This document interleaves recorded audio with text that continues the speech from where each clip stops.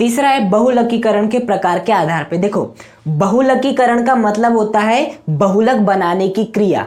एकलक से बहुलक बनाने की क्रिया बहुलकीकरण करती है। तो बहुलकीकरण के प्रकार, देखो बहुलकीकरण के भी दो प्रकार होते हैं। जैसे कि यदि मैं बात करूं, जब आप पॉलीथीन का निर्माण कर रहे थे, तो आपने किसे काम में लिया था? एथिन को काम में लिया था। एक एथिन थी, आपकी दूसरी एथिन और सामने आती थी। ये डबल से सिंगल होते थे, एक एक बंद इनका खाली होता था और ये आपस में जुड़ जाते थे। इस प्रकार से और एथिन लाते तो वैसे ही होता और इस प्रकार से आपकी पॉलीथीन बन जाती थी, बनती थी पॉलीथीन। तो बताओ, यहां पर कुछ आपका बाहर निकल रहा है क्या?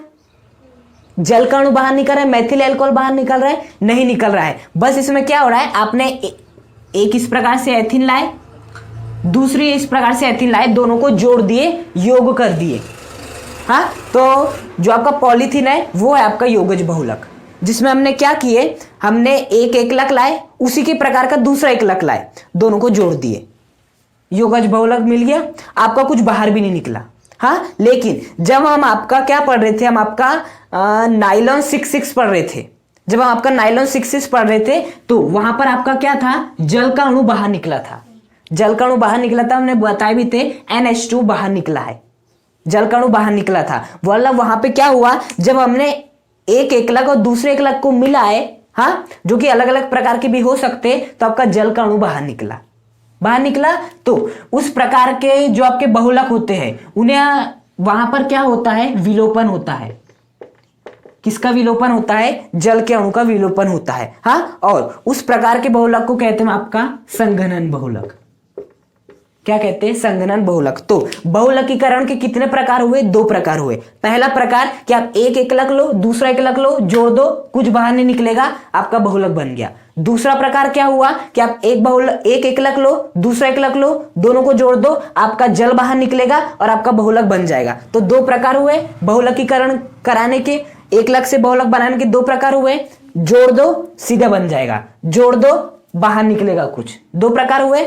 तो जो आपका पहला प्रकार होगा वो होगा आपका योगज बहुलक। मतलब योगज बहुलक में क्या होगा, आपने एक एकलक लिए, दूसरा एकलक लिए, दोनों की अभिक्रिया कराए, कुछ बाहर नहीं निकला, सह उत्पाद के रूप में कुछ बाहर नहीं निकला, इस प्रकार के जो बहुलक बनते उन्हें कहते हैं योगज बहुलक। मतलब हमने बस दोनों का योग कराए, कुछ बाहर नहीं निकला, योगज बहुलक प्राप्त हो गया। अब ये जो आपके योगज बहुलक होते हैं, बात समझ में आई? मतलब हम एक एकलक लेंगे, दूसरा एकलक लेंगे, दोनों की अभिक्रिया कराएंगे, कुछ बाहर नहीं निकलेगा, योगज बहुलक। अब ये भी आपके दो प्रकार के होते हैं। कितने प्रकार के? दो प्रकार के होते हैं। एक होता है आपका समबहुलक, और ये दूसरा होता है आपका सहबहुलक। एक होता है आपका समबहुलक और एक होता है आपका सहबहुलक। अब देखो, समबहुलक मतलब क्या होता है, सहबहुलक क्या होता है। देखो, जब हम क्या पढ़ रहे थे, आपका पॉलीथीन पढ़ रहे थे। क्या पढ़ रहे थे? पॉलीथीन पढ़ रहे थे। तो पॉलीथीन में हमने क्या लिए थे, CH2 डबल बॉन्ड CH2 लिए थे। इसी के जैसा और एक अणु लिए थे, इसी के जैसा और एक अणु लिए थे, और आपकी पॉलीथीन बनी थी। तो हम बहुलक बनाने में एक ही प्रकार के एकलक का उपयोग कर रहे हैं, केवल एथिन को बार बार जोड़ते जा रहे, पॉलीथीन मिल गई। तो इस प्रकार के बहुलक कहलाते हैं समबहुलक। मतलब ऐसे बहुलक जिनका निर्माण एक ही प्रकार की एकलक इकाइयों से होता है, वो क्या कहलाते हैं? आपके समबहुलक कहलाते हैं। और यदि मैं बात करूं आपके सहबहुलक की, तो सहबहुलक क्या होगा? जैसे कि यदि मैं बात करूं आपके ब्यूना एन की, ब्यूना एन आपका एक बहुलक है।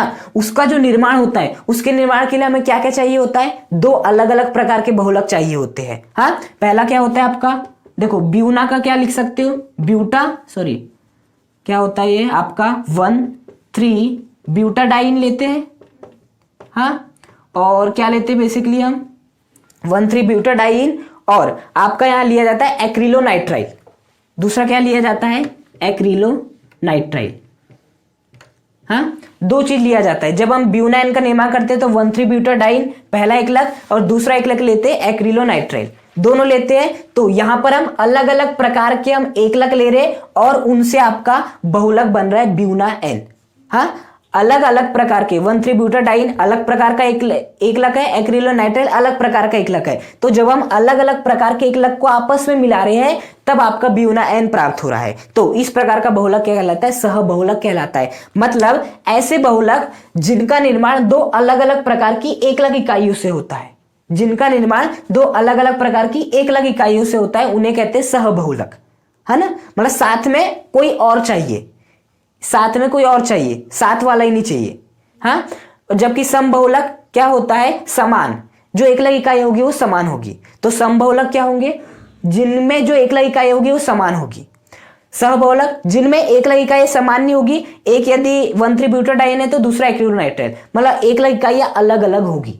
एकलक इकाइयां जब अलग अलग होती है और बहुलक बनाती तो सहबहुलक, और जब एकलक इकाइयां समान होती है तो वो कहलाता है आपका समबहुलक। हाँ, और योगज बहुलक क्या होता है? हमने एक एकलक इकाई ले, दूसरे एकलक इकाई ले, दोनों को जोड़ दिए और आपका कुछ बाहर नहीं निकला, पूरे जुड़ जाते हैं, वो होते हैं आपके योगज बहुलक। हाँ, बात समझ में आई। अब देखो, योगज बहुलक हुआ पहला प्रकार। हाँ, दूसरा प्रकार होता है आपका, इसका बी बोलेंगे इसे, दूसरा होता है आपका संघनन बहुलक। अब बताओ संघनन बहुलक में क्या होगा? संघनन बहुलक में जब आप एक एकलक इकाई और दूसरे एकलक इकाई को आपस में जोड़ोगे तो आपका सह उत्पाद के रूप में कुछ बाहर निकलेगा। हाँ, सह उत्पाद के रूप में जैसे कि हम मान लेते H2O बाहर निकल सकता है। हाँ, और निकला भी था जब हम नाइलॉन 6 की बात कर रहे थे, या आपके ऐसे बहुत सारे, जब हम बैकेलाइट की बात कर रहे थे तब आपका क्या बाहर निकला था? जल का अणु बाहर निकला था।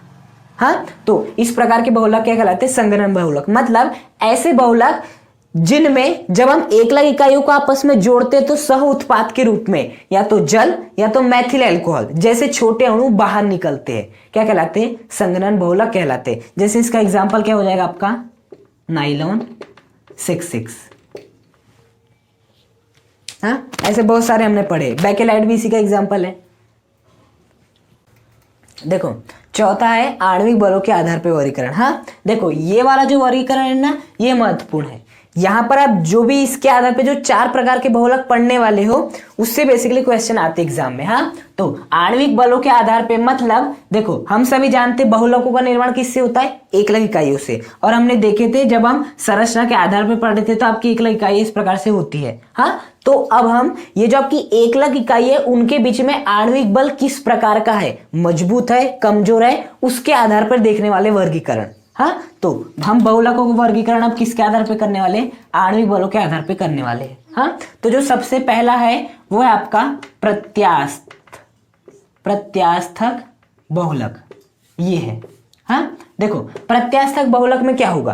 प्रत्यास्थक बहुलक में ना कौन सा बंध पाया जाएगा? दुर्बल आणविक बल पाया जाता। दुर्बल आणविक बल मतलब कि जो आपकी इस प्रकार से एकलक इकाइयां होती है उनके बीच में जो आणविक बल पाया जाएगा इस प्रकार से, वो कैसा पाया जाएगा? दुर्बल पाया जाएगा बहुत। हाँ, तो इनके बीच जो आणविक बल पाया जाएगा बहुत ही दुर्बल पाया जाएगा। हाँ, अब देखो नाम में क्या आ रहा है? प्रत्यास्थ आ रहा है, मतलब कि इस प्रकार के बहुलक में प्रत्यास्थता का गुण भी होगा। किसका गुण होगा? प्रत्यास्थता का गुण। तो आप लिख सकते हो ऐसे बहुलक जिनमें प्रत्यास्थता का गुण पाया जाता है तथा जिनमें एकलक इकाइयों के बीच में दुर्बल आणविक बल पाया जाता है, प्रत्यास्थ बहुलक कहलाते हैं। हाँ, प्रत्यास्थता का गुण क्या होता है? जब आप तार को खींचते हो या रबर को खींचते हो तो छोड़ने पर रबर वापस आ जाता है, ये होता है प्रत्यास्थता का गुण। हाँ, तो प्रत्यास्थक बहुलक में प्रत्यास्थता का गुण पाया जाता है और इनके बीच में दुर्बल आणविक बल पाया जाता है। हाँ, अब देखो क्या होता है, इनके बीच में दुर्बल आणविक बल पाया जाता है तो जो प्रत्यास्थता का गुण रहता है ना वो भी बहुत कम उपस्थित रहता है।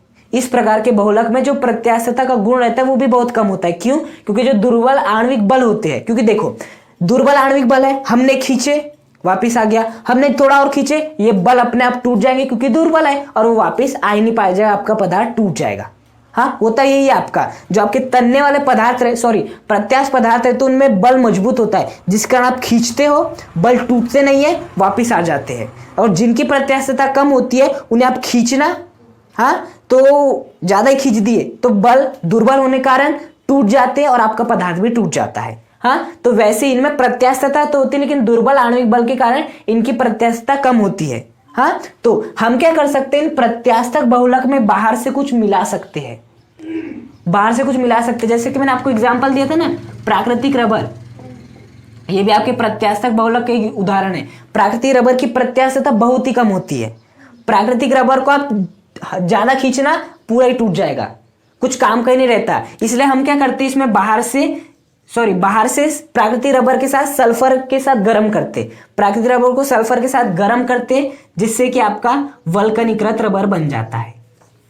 हाँ, तो जो आपका प्राकृतिक रबर वो प्रत्यास्थक बहुलक है, इसमें प्रत्यास्थता का गुण बहुत कम होता है क्योंकि दुर्बल आणविक बल उपस्थित रहता है। इसमें इसको हम बाहर से सल्फर के साथ गर्म करते, जिससे इसकी मजबूती बढ़ जाती वल्कनीकृत रबर की। हाँ, तो प्रत्यास्थक बहुलक में आप बाहर से हस्तक्षेप करके इसकी प्रत्यास्थता को बढ़ा सकते हो, इसकी प्रत्यास्थता को बढ़ा सकते हो। देखो होता क्या है, जैसे आप सल्फर मिलाते हो तो आपका जो सल्फर है वो इस प्रकार से तिर्यक बंध बना लेता है, जब आपका सल्फर है वो इस प्रकार से तिर्यक बंध बना लेता है, जिससे बल मजबूत हो जाता है जब आप बाहर से हस्तक्षेप करते हो। तो बात है समझ में। प्रत्यास्थक बहुलक क्या होते हैं, इनमें प्रत्यास्थता का गुण होता है, इनके बीच में दुर्बल आणविक बल पाया जाता है। यदि हम इनमें बाहर से हस्तक्षेप करते हैं तो इनकी प्रत्यास्थता को बढ़ाया जा सकता है। इसका एग्जाम्पल क्या क्या हो जाएगा आपका, ब्यूना एन, हाँ, और आपका ब्यूना एस, ये आई बात समझ में। सेकंड है आपका रेसे। देखो क्या होता है, रेसे में जो आपकी एकलक इकाइयां होती है, इस प्रकार से होती है आपकी एकलक इकाइयां श्रृंखलाओं के रूप में। तो इनमें क्या होता है, प्रबल अंतराण्विक बल उपस्थित रहता है। मतलब ये जो बल होगा वो कैसा होता है, प्रबल अंतराण्विक बल। और सबसे प्रबल अंतराण्विक बल कौन सा माना जाता है, हाइड्रोजन बंध माना जाता है। मतलब रेशों के बीच में जो आपका एकलक इकाइयां है, रेशों में जो एकलक इकाइयां होती है उनके बीच में प्रबल आणविक बल जैसे कि आपका हाइड्रोजन बंध पाया जाता है। हाँ, अब बताओ यदि इनमें हाइड्रोजन बंध पाया जाएगा, हाँ, तो इनका गलनांक भी क्या होगा, उच्च होगा, क्वथनांक भी क्या होगा, उच्च होगा। हाँ, तो जो रेशे होते हैं उनका जो गलनांक है, क्वथनांक होता है, वो किससे उच्च होता है, प्रत्यास्थक बहुलक से उच्च होता है, क्योंकि उसमें दुर्बल आणविक बल था, यहां पर प्रबल आणविक बल है जो कि हाइड्रोजन बंध है। बात है समझ में। एग्जाम्पल की यदि हम बात करें तो आपका नाइलॉन 66, जो आपका नाइलॉन 66 है वो रेशे का उदाहरण है। हाँ, रेशे क्या होती है, जिनसे कपड़े बनते हैं, रस्सियां बनती है, हाँ, वो सभी आपके रेशे है। तो इनमें क्या होती है, जो एकलक इकाइयां होती है इनके बीच में प्रबल आणविक बल होता है, और इनके बीच जो आणविक बल होता है वो किसकी तुलना में अधिक होता है, प्रत्यास्थक बहुलक की तुलना में अधिक होता है। ऐसे क्वेश्चन आते हैं एग्जाम में कि इनमें जो बल रहता है वो किसकी तुलना में अधिक होता है। थर्ड है आपका ताप सुघट्टी बहुलक, इसे थर्मोप्लास्टिक बहुलक भी कहते हैं। देखो इनमें होता क्या है, जो इसमें एकलक इकाइयां होती है, बेसिकली हमारा आधार क्या है, आणविक बल, तो हमें आणविक बल को ध्यान में रखना है। सबसे अधिक अभी तक हमने दो पढ़े हैं, एक है प्रत्यास्थक, दूसरा है रेशे। प्रत्यास्थक में दुर्बल आणविक बल होता है और आपके रेशे में प्रबल आणविक बल होता है। हाँ, तो जो ताप सुघट्टी बहुलक होता है उनमें जो आपका आणविक बल होता है वो प्रत्यास्थक बहुलक से अधिक होता है, लेकिन रेशे से क्या होता है, कम होता है। हाँ, प्रत्यास्थक बहुलक से अधिक होता है इसमें और रेशे से कम होता है। मतलब हम बलों की बात करें तो ये क्या है, मध्यवर्ती है, इनके बीच जो बल पाया जाता है वो मध्यवर्ती बल होता है। मतलब कि रेशे से कम और आपके प्रत्यास्थक बहुलक से अधिक बल होता है, किसमें, ताप सुघट्टी बहुलक में। हाँ, अब देखो इनकी खासियत क्या होती है वो सुनो। क्या होते हैं, जैसे कि आपके पास ये ताप सुघट्टी बहुलक है, जैसे कि मान लेते हैं ताप सुघट्टी बहुलक है। अब आपने इसे क्या किए, गर्म किए तो ये पिघल जाएगा पूरी तरह से। और यदि आप इसे ठंडा करते हो, ठंडा करते हो तो वापिस ये कठोर हो जाता है। हाँ, तो इस प्रकार का होता है आपका ताप सुघट्टी बहुलक। मतलब यदि हम गर्म करते ताप सुघट्टी बहुलक को, जैसे कि आप पॉलीथीन जानते हो, पॉलीथीन को कभी गर्म करके देना पूरी पिघलने लगती है। हाँ, लावा जैसे गिरता है पॉलीथीन से आपका। हाँ, तो पॉलीथीन से लावा टाइप का आपका गिरता है, यदि वो नीचे गया थोड़ी देर रख दो उसे, जम जाता है, वो कठोर हो जाता है। तो वैसे आपका ताप सुघट्टी बहुलक को यदि आप गर्म करते हो तो तरल हो जाता है, पिघल जाता है, लेकिन जैसे इसे आप ठंडा करते हो तो वो कैसे हो जाता है, कठोर हो जाता है। अब बताओ जब आप प्लास्टिक को गर्म करते हो गर्म करते हो, उसका लावा गिरता है, नीचे नीचे गिरता है, काफी खतरनाक होता है वो।